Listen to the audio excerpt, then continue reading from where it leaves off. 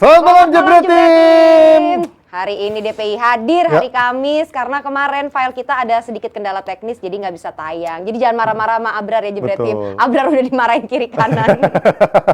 Bener ya, saya juga manusia dan juga mengoperasikan sistem ya. Pasti ada aja trouble-nya, kendala yang memang di luar human error. Tapi hari ini kita juga langsung ganti dan tetap memberikan show yang terbaik untuk kalian semua para Jebret Tim. Betul. Pantun dulu dong, Nes. Berarti ini gue ulang lagi nih quotes-nya. Wow, kan kemarin nggak ada suaranya. Nggak ada suaranya. Ada koki lagi masak ikan. Cakep. Jangan percaya janji laki-laki yang belum bisa dibuktikan Jebret Tim. Cakep. Itu ngomongin siapa ya? Ngomongin siapa lagi? Oh ya, iya, iya. Ini kayak ada jawab ya ngomongin Gerard Pique. Oh bukan, ini ngomongin Eden Hazard ya. Hazard, si ini lampu hati-hati. Bukan dong, Eden Hazard. Ya udah 3 musim di Madrid, cuma bisa cedera terus. Berhahi doang, foto konten tuh ya, ngangkat trofi, ngangkat piala.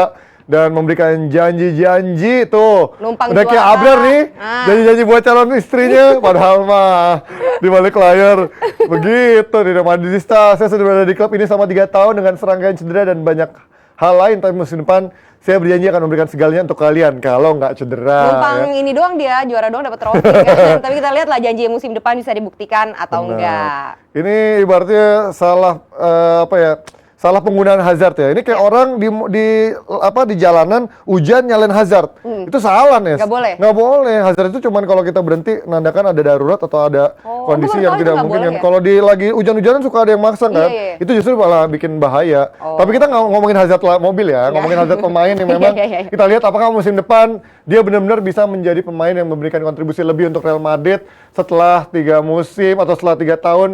Cuman hahi doang, oke? Betul. Dan berbeda dengan Abrar yang selalu salah, ada yang selalu benar. Yaitu mobil kalian harus selalu pakai GeForce dong. Itu dia. Fast Moving Automotive Parts punyanya Indonesia. Langsung aja kalian follow Instagramnya tuh di GeForce_ID. Kalian cek, kalian follow di situ. Nanti kalau ada promo-promo terupdate dari GeForce, jadi kalian bisa ngikutin. Terus kalau kalian langsung mau beli produknya untuk kendaraan kalian atau mau kepoin spek-speknya apa aja, langsung aja kalian bisa beli, cek di Tokopedia, Blibli.com, Shopee, Bukalapak, dan lain-lain. Oke, dan hari ini kita masih akan bahas banyak isu yang seru termasuk bursa transfer, regenerasi trio gelandang Real Madrid karena ada tambahan satu pemain yang harganya cukup fantastis ya, dari si pemain yang namanya susah cucua itu sampai bahas Nations League, itu dia. Betul, langsung aja deh kita panggilin dua pandit-pandit kita, tapi setelah yang mau lewat satu. Yang manjat-manjat pagar tuh bener, yang manjat-manjat tembok. Jadi gitu caranya atlet-atlet ini kalau keluar malam ya. Dulu ya Ratu Plaza tuh kan, ada tembok nih. Iya. Kita mesti ke situ, jadi nggak mau muter, manjat. Tapi itu sebenarnya mereka gimana sih Mbak? Nggak banyak gimana. Praven Melati. Kalau ini kan partneran kan, misalnya dalam relationship itu bisa main tuh jadi nggak enak. Tuh, ya kan, itu yang ntar aku salah-salahan, ntar yang kayak gini. Makanya mungkin terus malamnya lagi nggak suka gitu. Maksudnya kayak lagi nggak oke. pengaruhnya gede ke lapangan. Tapi antusiasme sih masih oke Mbak Yuni. Masih oke, cuman persentasenya udah menjauh. Putri itu udah dikit banget. Nah iya. Waktu pertama kali bawain bulu tangkis bareng Bang Jebret ke sana gimana Mbak? Itu kan ngeselin banget kan? Dia kan nggak bulu tangkis banget. Yang manjat. Oke, itu dia Mbak Yuni Kartika, seorang sportcaster dan juga pebulu tangkis. Ngobrol-ngobrol selengkapnya, pengen tahu? Langsung aja, hanya di Jebret Media TV. Ya, legend tuh ya, Yuni Legend. Kartika. Dan juga gue nginfoin season 2 Stand Up Bola Raga League sudah dibuka nih audisinya dari 5 Juni sampai 12 Juni mendatang. Makanya buruan untuk para komika yang ngerasa lucu di rumah, yang emang komika profesional ataupun komika amatir, monggo daftar di Jebret Media karena hadiahnya tahun ini naik sampai 200 juta. Ini kita lihat sendiri di layar syarat pendaftarannya kayak apa, bisa langsung nggak dibaca. daftar? Bisa juga ntar dicek di Instagramnya Jebret Media juga. Siap-siap yang udah mau ikutan karena sudah dibuka tanggal 5 Juni sampai 12 Juni mendatang. Buruan ikut gitu. Nah, itu dia. Jadi tahun lalu 125 juta, kali ini naik lagi hadiahnya, makin 200 gokil. juta. Jadi kalau lo ngerasa lucu ikutan deh mendingan. Oke. Tapi ini kita mau bahas UEFA Nation League Nations League dulu dulu. nih. Ada Belanda yang kayak Koci bakal senang kalau kita bahas. Nah, Dia ini. calon-calon juara dunia. Siapa? Kapan gue ngomong gitu? Parah lu. Bukan mulai Ini drama. kata Abrar, Koci bilang gitu. Setuju nggak Nggak kalau pernah dibilang gue bilang Mas Firza? gitu. Coach dulu lah ngomongin Belanda. Enggak, gue nggak pernah bilang begitu dan gue cukup realistis untuk aku bahwa timnas Belanda ini mayoritas bukan hampir semua mediocre. Iya. Yang bagus mungkin Frenkie de Jong sama Van Dijk. Udah that's it. The Ligt lumayan lah, The Ligt kalau ada ya. De Ligt aja cadangan Iya, sekarang. Jadi cuman hebatnya Van Gaal, dia bisa memanfaatkan pemain-pemain sesuai dengan kapasitasnya. Contoh, Frenkie de Jong di Barca mainnya beda banget sama di timnas di timnas Belanda benar-benar penting sekali. Contoh kedua, Bergwijn. Bergwijn di Spurs main 5 menit, 2 menit, 30 detik. Tapi di Belanda semenjak Van Gaal itu selalu main bagus dan cetak gol. Depay contoh kedua, di Barca juga ups and down, kadang bagus, kadang enggak. Nah, inilah yang gue bilang pelatih bagus itu dilihat dari situ. Lu nggak perlu 11 pemain hebat atau bintang semua, tapi lu bisa membuat sebuah tim bermain sesuai dengan kapasitasnya dan berprestasi semaksimal mungkin. Dan itu ditunjukkan bukan hanya kemarin lawan Belgia aja. Van Gaal kalau nggak salah sudah main 10-11 pertandingan, 0 kalah. 8 kali menang dan bukan menang aja. Kan untuk gue skor nggak begitu penting lah. Tapi cara bermainnya itu identitas kembali. Belanda lu tahu sendiri main 4-3-3. Oke? Tapi dia lihat kita itu nggak punya striker. Nggak punya Bergkamp, nggak punya Van Nistelrooy, nggak punya Van Persie. Akhirnya ya udah nggak main dengan 3 striker tapi dengan 2 striker. Nah, inilah yang gue sebut apa namanya, pelatih kayak taktik itu kayak begini. Bukan hanya punya sistem, pemain harus adaptasi. Iya kalau pemainnya bisa adaptasi, kalau nggak bisa, ngerti nggak? Tapi kan sebenarnya cocok-cocokan juga ya, karena Van Gaal pun sebelum melatih Belanda pun juga bisa dibilang juga sudah habis kan. Tapi ketika melatih Belanda mungkin dia lebih cocok dengan kulturnya dan juga bisa memaksimalkan pemain-pemain yang ada. Lo melihat bagaimana Fir melihat Van Gaal bersama Belanda sekarang ini? Ya, tadi pagi kan gue bikin reviewnya nih, pertandingan nih untuk website. Nah, begitu gue bikin review udah menang 1-0 aman. Anjir, nyamain kedudukan. Menit 92 ganti. Begitu gue ganti, golin lagi. Anjir. Itu gol Weghorst itu kemarin kayak gol paling larutnya yang Belanda cetak sejak tahun 2014. Jadi emang fighting spiritnya ada terus sampai akhir, walaupun emang di pertandingan ini kita lihat kedua tim, ya Wales kita lihat udah nggak ada, mereka masih party mode lah. Lolos ke Piala Dunia. Bale baru masuk menit 77, kita nggak lihat Ramsey, Allen diistirahatkan. Begitupun di Belanda ada pemain-pemain debut ya. Belanda 11 pemain diganti semua. dibanding starter lawan Belgia 11 diganti. Iya, jadi perdebatannya di timnas Belanda itu menurut gua ada miripnya dengan perdebatan di timnas Inggris. Bagaimana pemain yang ada itu, apakah mereka fits the system, apakah sistem itu fits pemain yang ada. Di timnas Inggris juga gitu, karena kalau kita lihat kemarin anomali banget ketika mereka main wingback 3-5-2 atau 5-3-2, tapi tanpa mereka nggak punya back kiri murni kan, dengan Chilwell cedera, Luke Shaw nggak ada, cedera juga kayaknya ya. Akhirnya Trippier main sebagai kiri, dipaksakan. Apakah itu komposisi yang bagus? Mungkin kalau Van Gaal yang menangani tim ini, I don't know, bisa aja diubah untuk menyesuaikan dengan komposisi yang ada gitu. Karena ini kan juga swan songnya si Van Gaal kan ya. Habis ini kan dia bakal sudah meninggalkan karir kepelatihan, jadi I don't know, mungkin ini akan menjadi hal yang menarik untuk kedepannya juga. Ya, kalau melihat dari so far kualitas yang ada sekarang, Fir, lo melihat kualitas sekarang dari track record dia di berbagai ajang kualifikasi maupun uji coba Nations League ini, lo bisa melihat nanti di Piala Dunia dia akan melaju sejauh mana, Fir? Iya, kalau kita lihat sih sebenarnya Van Gaal adalah pelatih yang berpengalaman ya, peringkat 3 ya di 2014 ya coach ya, kalau nggak salah. Jadi dia punya pengalaman di level ini.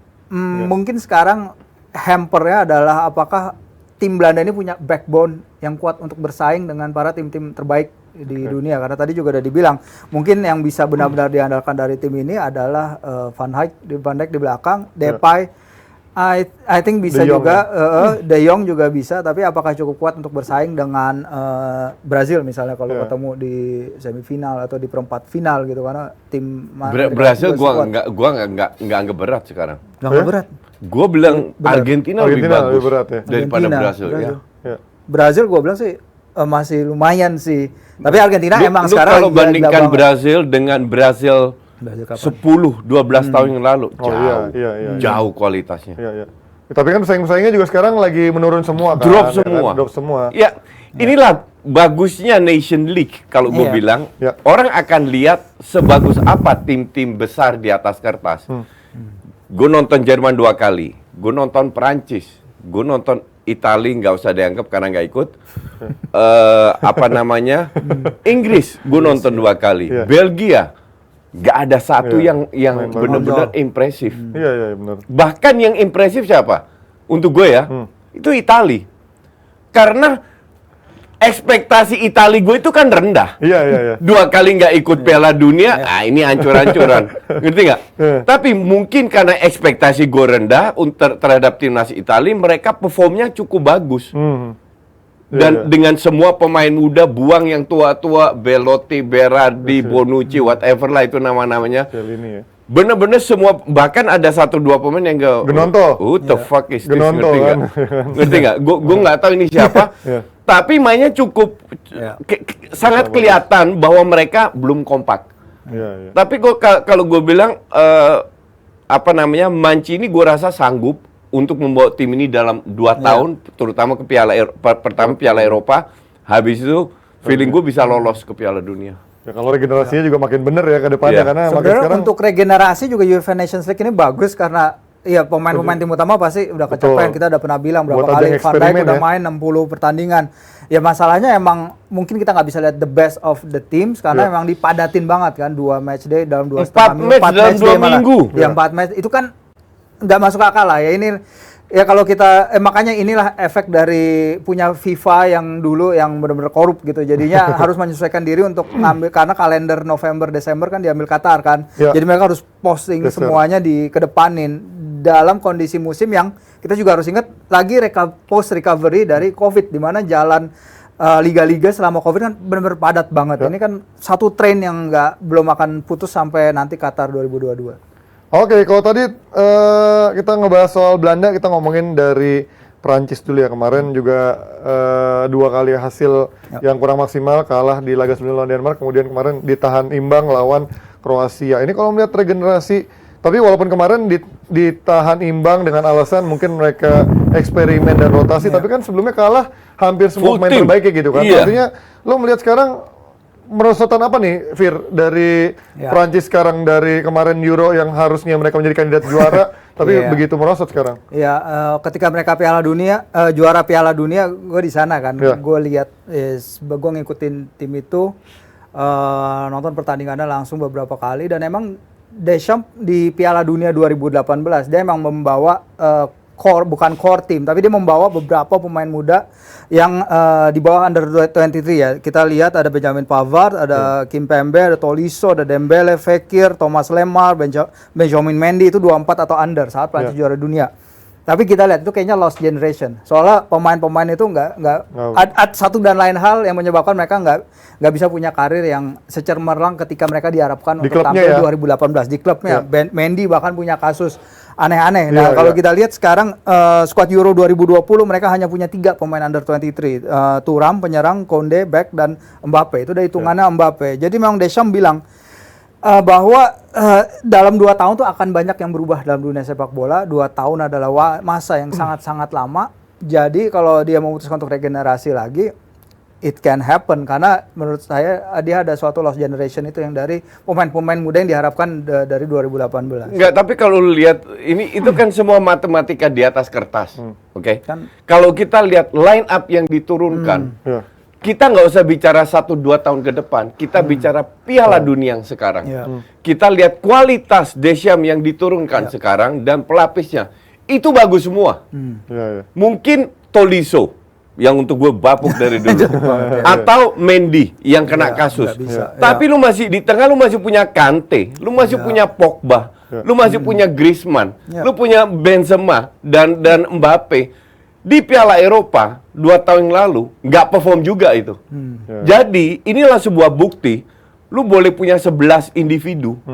Kalau pelatihnya mediocre, nggak bisa meramu, Salah udah juara masih mediocre. nggak bisa meramu tim ini. Nah ini hasilnya. Dan kemarin kena comeback lawan Denmark loh. Lawan Denmark, bukan lawan Jerman atau Spanyol atau apa, lawan Denmark. Nggak impress gue. Gue sama sekali nggak impress dengan Prancis, walaupun di atas kertas salah satu tim yang terbaik. Tapi kan jarang coach juga ada tim dengan timnas yang dengan bertabur bintang bisa back to back itu juara Betul, Piala Dunia maupun true. juga Eropa, Makanya- paling Spanyol doang True, kan. maka dari itu gue bilang semua tim yang kita sebut tadi terlalu banyak kekurangan. Oke. Tidak ada satu tim yang benar-benar tampil dominan, bukan menang kalah. Kalau yang ini kurangnya pelatihnya. Permainan Prancis. juga. Oh iya, iya dari iya pelatihnya iya kan, iya berarti dari kan. Kalau secara squad Iya, nggak masalah berarti dari kalau pelatihnya. Kita lihat Jerman. Jerman Hansi Flick kurang hebat apa? Iya. Sebagai asisten bertahun-tahun di timnas juga, sudah kenal para pemainnya, memasukkan beberapa pemain bagus. Ini bagus timnya, cara bermainnya, sistemnya, pemain mudanya bagus, tapi mereka nggak punya killer. Iya, di depan ya. Susah cetak gol. Yang ibarat kayak City gitulah. Iya, iya, iya. Create banyak chances, tapi susah cetak gol. Clearancing-nya kurang. Spanyol kasusnya sama. Mirip. Spanyol kasusnya sama. Terus apalagi yang Inggris? Ya Inggris goodbye my love aja lah kalau Inggris. Ngerti nggak? Iya, iya. Gimana? Tapi kalau melihat dari gelandangan ini kita tahu bagaimana N'Golo Kante sebenarnya di Chelsea pun tahun ini on off karena juga faktor cedera ya. Kemudian Pogba, ya we know Pogba juga cedera dan sama MU pun juga nggak pernah tampil dalam performa terbaiknya. Mungkin gelandang-gelandang Prancis sekarang di level klub udah nggak bisa menjadi andalan seperti sedia kala gitu. Berarti kan ini harusnya dilematis buat Deschamps. Siapa yang harus gue mainin di gelandang mereka? Iya, karena kalau kita lihat Deschamps juga sebenarnya dia milih pemain bukan hanya dalam positioning dia bagus apa enggak, teknik saya bagus apa enggak, dia orangnya cocok-cocokan. Kalau dia itu kan. bilang di media Prancis dia Wajar bilang pelatih, kan. karena itu yang bikin Aymeric Laporte lepas ke Spanyol gitu. Warga-negaraan, Karena iya. bagus secara teknis, secara permainan, secara build up permainan bagus banget. Iya. Tapi nggak pernah cocok sama Deschamps gitu. Jadi makanya dia lepas dan itu salah satu yang keep gitu-gitu tuh turut menyayangkan lah kenapa back kayak gitu pergi, apalagi pengganti yang ada Lenglet. Lenglet Iya. juga hancur banget sih. Iya, core tim ini menurut gue emang rada di belakang rada parah. Dan Loris itu sebenarnya best worst keeper, gimana maksud gue? Yang dia mungkin jago tapi sering nggak gitu loh. Yang mungkin tapi dia kapten dan Deschamps kalau udah percaya sama orang, karena kalau kita lihat asisten-asistennya juga adalah asisten yang udah kerja sama dia dari zamannya di OM, dari Marseille. Gue sih happy aja Loris jadi Iya, makanya, iya. Serius, gue mah happy aja kalau Loris biarin kalau bisa berapa tahun Iya. lagi jadi kapten, jadi kiper. Karena kita tahu semua kualitasnya kayak apa. Kalau lagi bagus, luar Itu biasa dia bagusnya. makanya. Tapi dari 4 match bagusnya cuma 1,5. Nah, iya. 2,5-nya bapuk. Betul. Iya, Dan iya, iya. ketika Milan kemarin juara, Maignan jadi bintang. Iya. Itu mulai ada push untuk apakah dia bisa saatnya menggantikan Loris. Tapi karena Loris kapten, dia punya hubungan baik dengan Deschamps, jadinya susah. Dan gitu kontribusi yang sudah dia kasih selama ini dengan berjasa Maignan ya. itu 2 kali lebih bagus dari Loris. 2 kali. Nah, kalau ini belakangnya ini persaingan baru ada nama Konate-nya Liverpool dan juga Saliba yang menjadi salah satu back terbaik di Ligue 1 musim ini dan juga katanya ini lagi dilematis balik Arsenal Arsenal apa atau enggak? stay di Ligue 1 dengan bermain di Champions League. Lo melihat gimana persaingannya coach antara Konate dan juga Saliba? Ya, lu kalau lihat 2 pemain Arsenal yang dibuang, Gundosi dan Saliba, itu menjadi pemain starter di Prancis. Gue pertanyakan ini Arteta tolol atau emang Prancisnya pemain Levelnya di mudanya? bawah. Iya level League di ya. bawah itu. Orang bilang Saliba gue tidak bilang jelek ya, cuman gue kalau gue baca di Twitter fans Arsenal itu terlalu lebay. Iya, iya. Ngerti nggak? Belum pernah ngeliat main juga ya. Gue lihat dia Olympique Marseille main lawan Feyenoord. Itu Saliba biasa banget, Gundosi biasa banget. Padahal lawannya Feyenoord loh, Iya, iya. ngerti nggak? Levelnya. Sampai Feyenoord yang lolos kan, Iya, Feyenoord final. geser Olympique Marseille.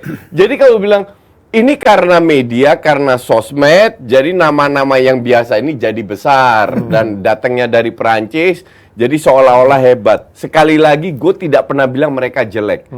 Tapi untuk bisa ngangkat ya mungkin yang disebut versi tadi lost generation, mungkin itu. Tapi di sisi lain, generasi lama yang Piala Dunia ini masih ada. Iya, iya, iya. Ngerti nggak? Parah. Nah harusnya pemain senior ini bisa dimanfaatkan. Kalau lu sebagai pelatih hebat. Ya. Gimana kalau melihat Konate dan Saliba, Fir? Karena kalau kita bicara lagi generasi 2018 dan 2022, ini kita masuk ke masa trikinya untuk si Deschamps. Karena itu yang terjadi ketika Low di 2014 ke 2018. 2018 kan hancur banget. Ya. Karena dia, gue ngobrol sama beberapa wartawan Jerman di sana, karena dia terlalu percaya kepada Pemain tua. pemain-pemain yang membawa timnya Juara. juara. Oke. Itu selalu jebakan dari dulu di Piala Dunia. Apakah bisa mereka regenerasi, ganti generasi? Bisakah melepas hubungan dengan pemain-pemain yang dulu pernah jadi lieutenant-lieutenant euforia zaman kepercayaan dulu ya. gitu. Nah sekarang Konate kita udah lihat di level klub dia bagus banget. Kalau Liverpool main sama dia, kayaknya pertama kali Liverpool kalah dengan dia main itu final Liga Champions kemarin. Jadi memang harus ada, kalau dia bisa terjemahkan penampilan di level klub ke tim internasional itu bagus banget. Apalagi kalau dia bisa membuat pelatihnya percaya sama dia, itu jauh lebih bagus lagi. Tapi Tapi di Liverpool ada Van Dijk yang Ya ngatur. itu dia tergantung. That's Apakah itu karena different. faktor Van Dijk atau gimana? Sebelah lu ada Varane. Nggak, Different yang case. masih utama kan Kimpembe sekarang kan. Ya tak. Iya. Ya, Nah gua- itu Kimpembe itu forma drop, tapi dia tetap Gua- main karena dia deket Gue rasa beda level kali Iya. Kimpembe sama Van Dijk. Kimpembe, Varane, Lucas Hernandez, terus ini Theo Saliba. Hernandez aja dipakai. Theo Biasanya kan Hernandez. nggak pernah main. Karena dia bisa dribble dari belakang ke depan. Iya. golin goals. itu di seri aki-aki itu. Berarti kalian akan merasa dari dari persaingan ini akan lebih bagus Konate dibandingkan Saliba ya. Memang secara level baru main di Ligue 1 doang dibandingkan Konate yang main di level tertinggi gitu ya. Saliba gua nggak pernah lihat dia main sih. Soalnya kan dia main buat Arsenal tapi entah kenapa ditendang-tendang mulu, nggak pernah dibalikin. Ya kalau lihat Konate mainnya emang impresif, tapi kan lebih dari skill, ini kan lebih dari communication, relationship dan lain-lain. Apakah dia bisa fit in dengan tim ini, itu yang lebih penting. Gue justru bilang Kunde. Oh, Bagus, Konde. iya. Itu Masih nggak ada dikasih Konde ya. kesempatan juga. Pada saat di match kedua Perancis menurunkan Ya rotasi ya. pelapis kedua. semua, Kunde nggak main. Iya, iya, iya. Itu bikin gue agak aneh. Atau dia terlalu percaya Kunde, atau dia nggak percaya sama sekali dengan Kunde. Oke, kita lihat nanti bagaimana Prancis masih meramu skuadnya menuju World Cup nanti, siapa yang akan dipilih oleh Deschamps di lini belakang maupun juga lini tengah nanti. Kita langsung Nesa. Prancis tapi udah regenerasi, kalau Kroasia kayaknya masih ketergantungan sama Modric. Nah, Ya kan? ini. Kemarin jadi penampilan ke 150-nya Modric untuk Kroasia, dan emang kayaknya tuh dia timnas ketergantungan sama dia nggak sih? Sama kayak kita tergantung sama Koci. Iya lagi. Cuma nanti dia berbayar. Iya lagi, bener. Tapi kalau lini tengahnya Madrid ini udah diregenerasi ya, Ji? Ya ini kalau melihat bagaimana Real Madrid akhirnya mendatangkan satu pemain Prancis yang tadi gue juga sempat bilang, Aurelien Tchouameni ya, yang harganya gila-gilaan nih, udah kayak harganya Pogba waktu mecahin rekor transfer sama MU dari Juventus. Padahal gue belum pernah lihat dia main. 100 juta. Ya 100 ini. juta Tapi gue lihat. emang dalam beberapa tahun terakhir, 1 tahun 2 tahun terakhir diangkat-angkat media, terutama yang suka mengangkat wonderkid dari sisi statistik sebagai seorang gelandang, ini memang katanya cukup fenomenal. Lo melihatnya bagaimana, Fir, sebagai jurnalis yang memang sering melihat media mengangkat nama dia gitu? Ya, gua juga ya wajar ya kalau kita semua belum pernah nonton Tchouameni atau terlalu banyak nonton dia. Tapi kalau lihat dari datanya, dia itu main udah lebih dari 5.000 menit penampilan dalam 2 musim terakhir di Liga A dalam formasi 4-2-3-1. Tapi banyak juga yang bilang dia bisa fit in ke formasi 4-3-3-nya Real Madrid sebagai seorang number 8. Karena itu kan yang diperlukan di Real Madrid sekarang. Belum tentu dia cocok sebagai holding midfield, mungkin dia gantiin Casemiro, tapi kalau dia harus gantiin tempatnya Toni Kroos mungkin juga bisa gitu. Tapi kalau yang gue lihat, Madrid selalu punya mata sih untuk Liga Prancis. Karena mereka datangin Benzema ketika masih berusia 19 tahun, Camavinga 19 tahun, Rafael Varane dari Lens, dia masih 18 tahun ketika itu. Siapa yang tahu gitu loh. Mendy dari mana Mendy? Ferland? Mendy Ferland OL. Oh iya, OL ya kan? Iya. Tapi Ferland ketika itu kalau nggak salah udah main di Eropa, Liga Champions atau Liga Enggak, Eropa, lu sebut sekarang 3 pemain 19 tahun yang berhasil. Madrid datangkan puluhan pemain 19 tahun yang gatot. Nggak pernah disebut sama media. Enggak, kalau dari Prancis iya kalau dari Liga Prancis Prancis. mungkin itu ada track record ya. Tentu kita nggak ngomongin Ocean Drenthe dan lain-lain Iya, gitu. Emang contoh. ada banyak juga. Belanda yang banyak gagal ya, Forward Belanda juga ya. ada gitu yang Oh iya, orang Forward main kayak pernah. Tapi gitu. Forward udah tua dulu. Nah, Odegaard, Iya. Odegaard bahkan 15 tahun ketika iya dia ambil. exactly. Tapi so far yang Prancis emang lumayan sukses ya, yang di Madrid ya, yang memang main-main muda maksud gua. Ya recently, gue nggak tahu scouting mereka lebih bagus di Prancis apa nggak imbang dengan liga-liga lain. Tapi track record dari negara itu ya pasti dibandingin dengan liga-liga lain ya lebih kelihatan bagus saja. Terutama Benzema kup banget ketika itu 35 juta euro. Waktu itu hot head banget Benzema itu. butuh berapa tahun untuk Iya, bisa iya. top? 3 tahun pertama dia sebenarnya jelek, Exactly. emosional, dia kurang matang. Kehadiran Ronaldo yang ngebantu dia ketika Exactly. itu. Tapi lumayan lah, dia waktu sempat di awal-awal berapa tahun pertama tuh sempat saingan sama Higuain kan, yang membuat akhirnya Higuain mental karena akhirnya Benzema bisa memenangkan itu juga persaingan masalah usia kan. Cuman sekarang Madrid ini agak aneh kalau gue bilang. Kalau kita bicara yang disebut versi tadi, pemain-pemain Benzema dan kawan-kawan yang datang, kita bicara sebuah tim yang usianya matang 25 ke atas semua. Ya. Baru beberapa muda. Madrid sekarang Tua-tua. Perlu tua-tua, pengganti cepat. muda-muda.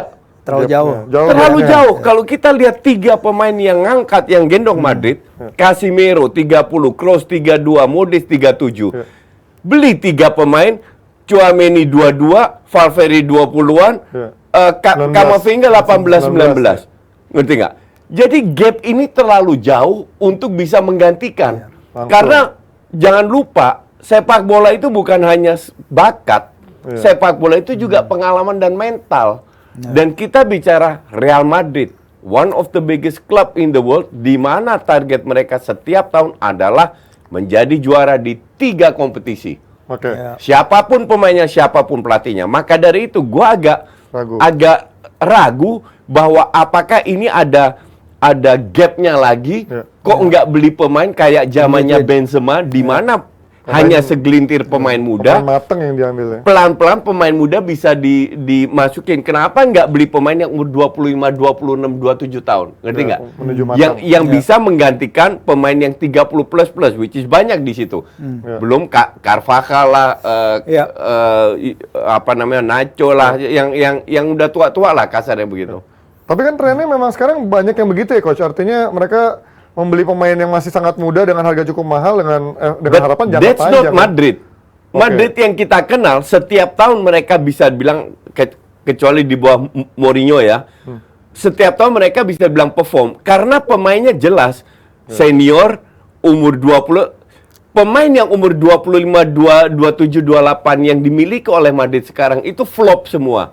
Dari Vasquez, Ceballos. apa? Ceballos. Asensio,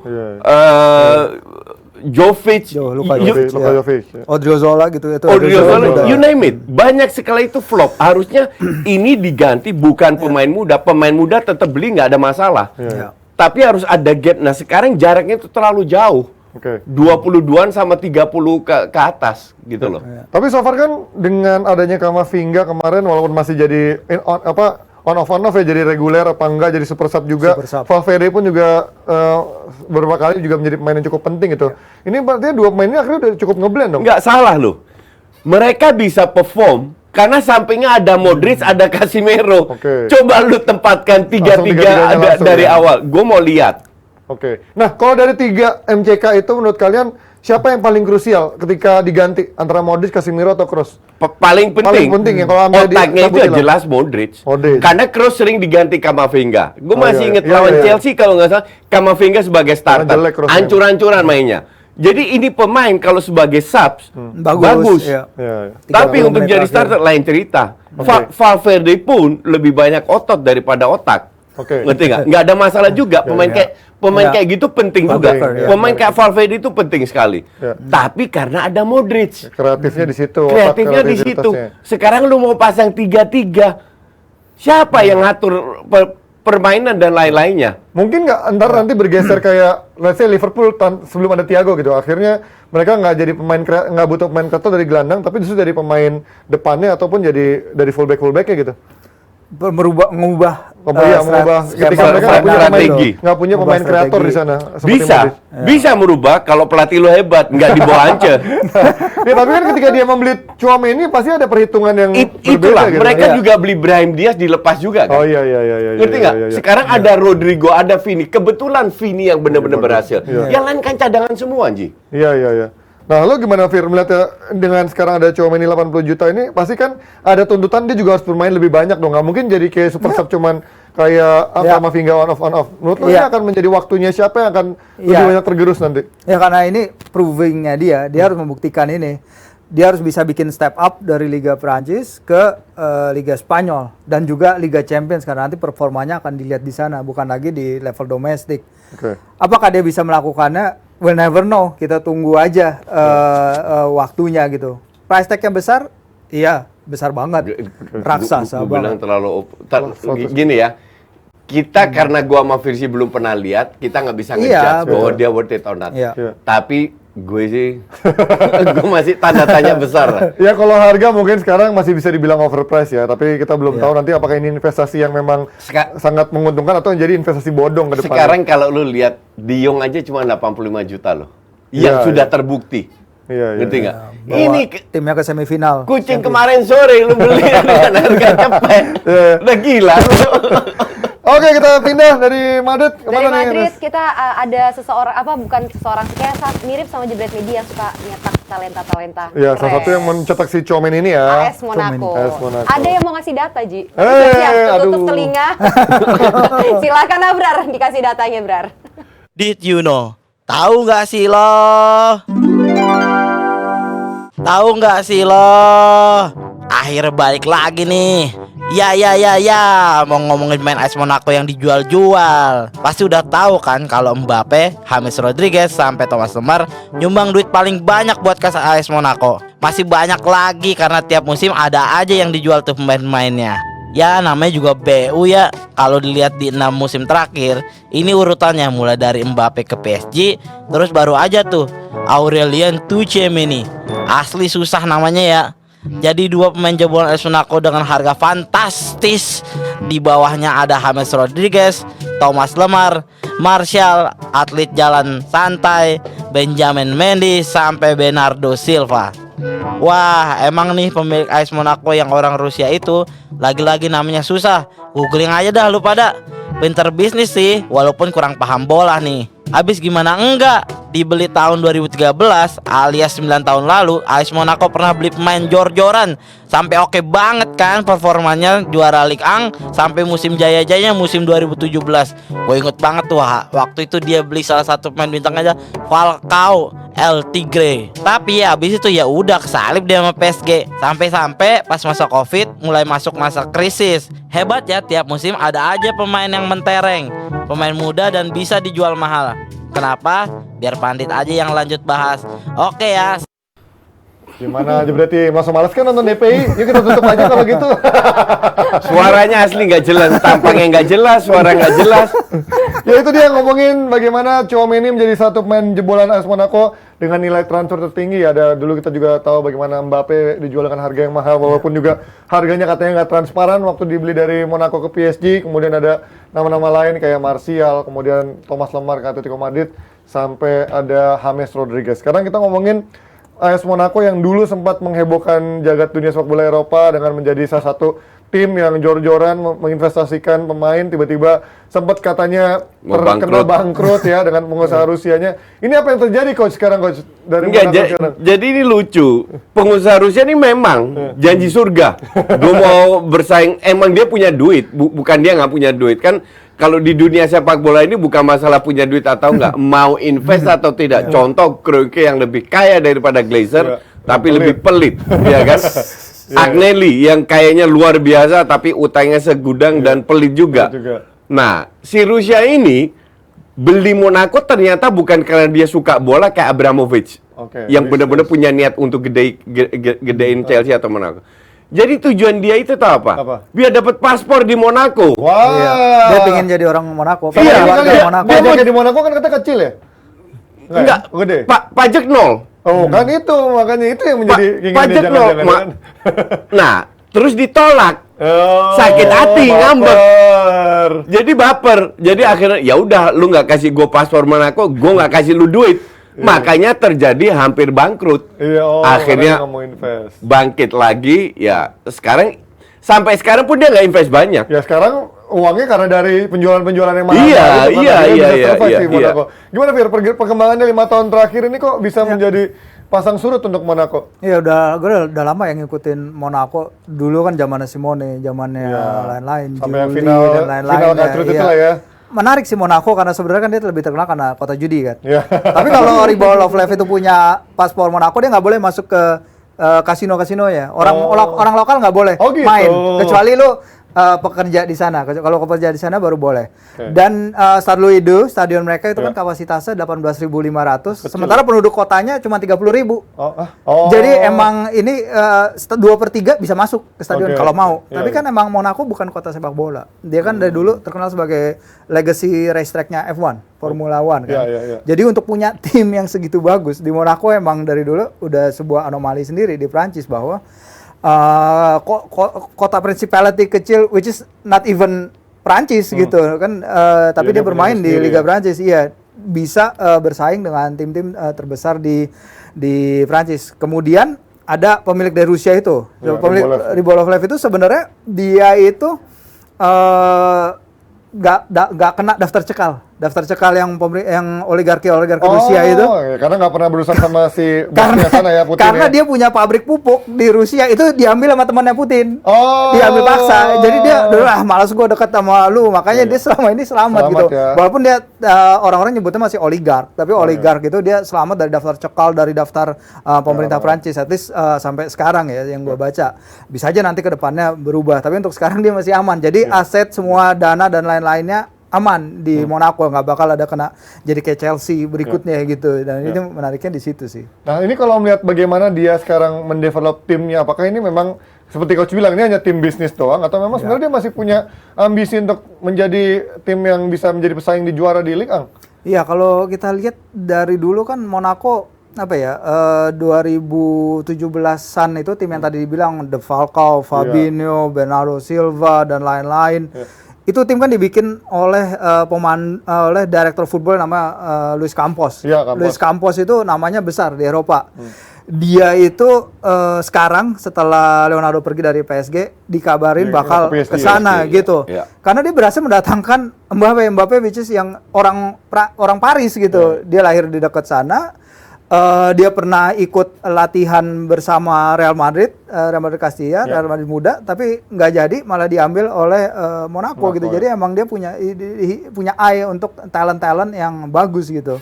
Ya, tapi sebenarnya kalau melihat dari ini coach Monaco ini berarti punya talent scouting dan juga pelatih yang bisa memoles pemain muda jadi pemain yang bisa punya nilai value yang tinggi dong berarti. Kalau talent scouting ya, kalau pelatih enggak, karena banyak juga pelatih yang gatot. Contoh Henry di situ. Jardim, Henry.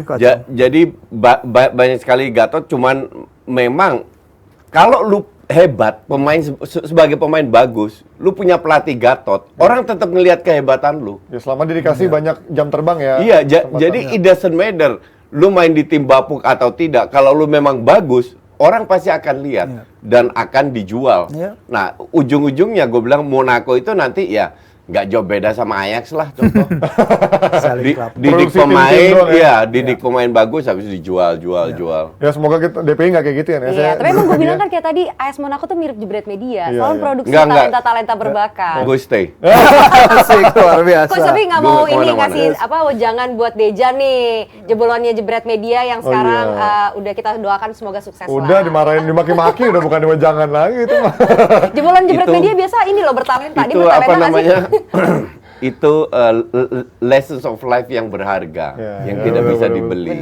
Gila, Dejan itu jadi adalah satu tim produksi dari Jebret Media yang sekarang udah resign, yang kalau kalian sempat lihat di layar berapa kali tuh di belakang layar. Cukup penuh layarnya itu, sempat dibayarin sama Coach Justin untuk fitness. So far baru berapa bulan turunin 20 kilo ya? 20 kilo. Dari 150. 21 kilo turun. Itu adalah bukti bagaimana kalian melihat Coach Justin cuma di luar doang, kelihatannya jahat. Padahal di balik layar dia peduli sama orang sampai bayarin fitness ya.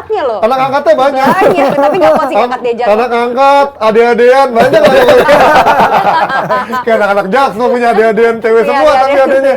Oke, lanjut kita ngomongin soal jebolan. Ada juga jebolan MU yang ternyata masih diminati di liga lain walaupun di klubnya udah nggak begitu perform ya di musim ini. Ada Nemanja Matic, ada Lingard, sampai juga ada Aaron Wan-Bissaka. Tapi kita ngomongin Matic dulu yang dari usia sebenarnya sudah mencapai bisa dibilang penghujung karirnya.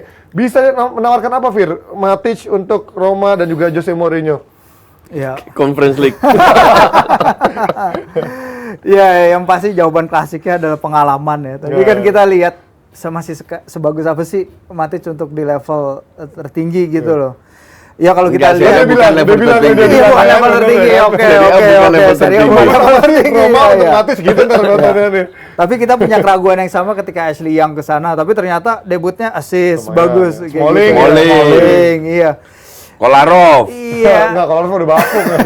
Zeko. Zeko, ya, ya. Jadi Iya, pemain yang Kolarov. udah diinjek-injek di IPL itu semua survive di Serie A, Serie A. Lukaku ya. Lukaku, lihat Balik lagi contoh ke Inggris, Lukaku. injek-injek lagi. Tapi ya lihat aja nama-nama ini kalau misalnya dia datang ke Italia gimana menurut gua? Iya, Ya bisa, Bisa lah, iya, bisa ada banget. tahu, iya. Ya gini ya, apalagi AS Roma bisa, tapi bisanya levelnya Conference League Ya, ya. atau European League lah. Udah sampai segitunya. Tapi 4 besar bisa lah ya. Nggak bisa, yakin. Taruhan tiket? Ya jangan. Ayo. Udah AS Roma, tuh saya Mourinho. Enggak ada ampun gua. Enggak berani. Ayo. Ya artinya tapi kan tim kayak gini nggak bakal masuk Champions League. Milan akan kalau turun pun kalau nggak juara ya ring 2, ring 3, nggak lebih dari itu. Jadi tetap 4 besar. Inter same story. Iya. Napoli gue lihat juga gitu. Juve pasti bebenah. Iya, Inter Iya kan? pasti. Nah,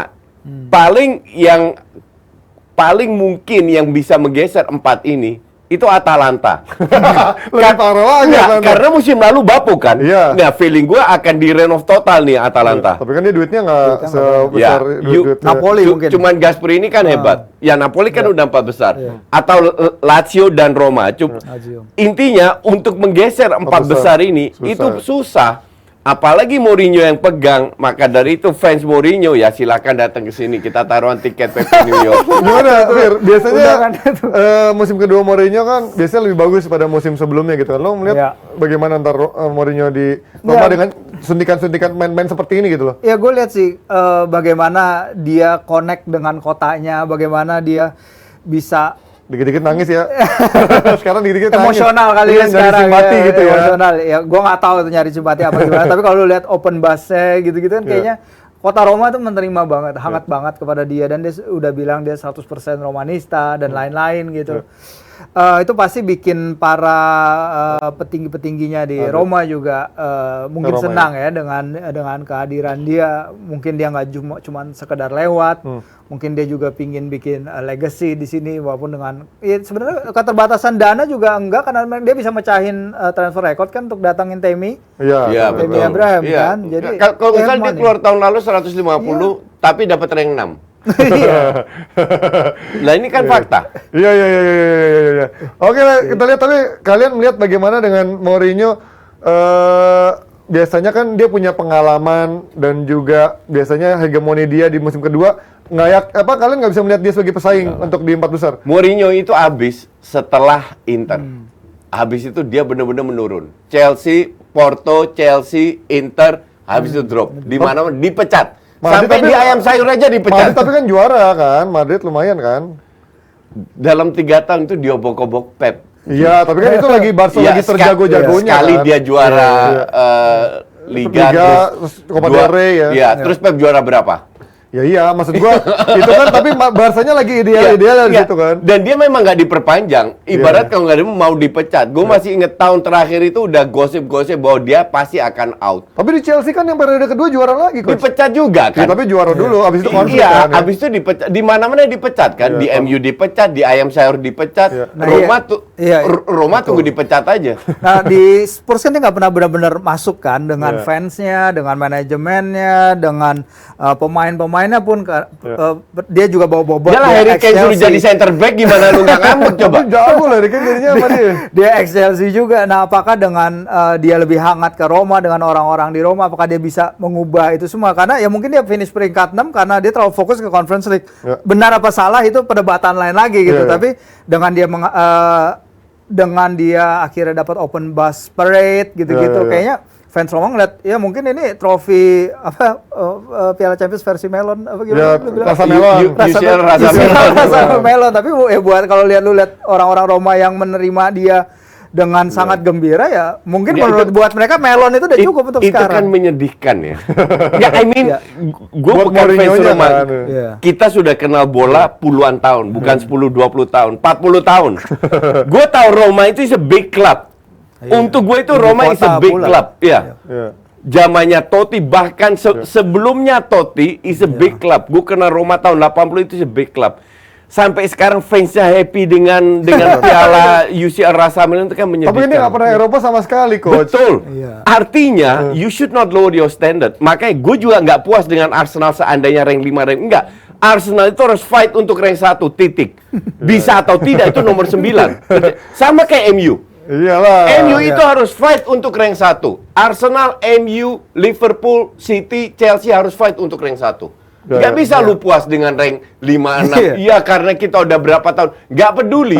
Tapi standar itu tidak boleh diturunkan. Ya walaupun sebenarnya Roma dari sisi dominasi di Italia pun juga nggak kuat-kuat amat dibanding Juve, Italia atau AC Milan kan. Lu Beda sama kayak Arsenal zamannya, gue nggak tahu lo tahu Bruno Conti tahu. Ya, tahu, ya. Nah, Dia punya anak juga, Daniel Conti Conti kan. kan gila itu. Iya. Terus lahirlah Totti. Tapi kan nggak pernah juara Eropa tetap, Coach. Dan Serie A pun juga beberapa.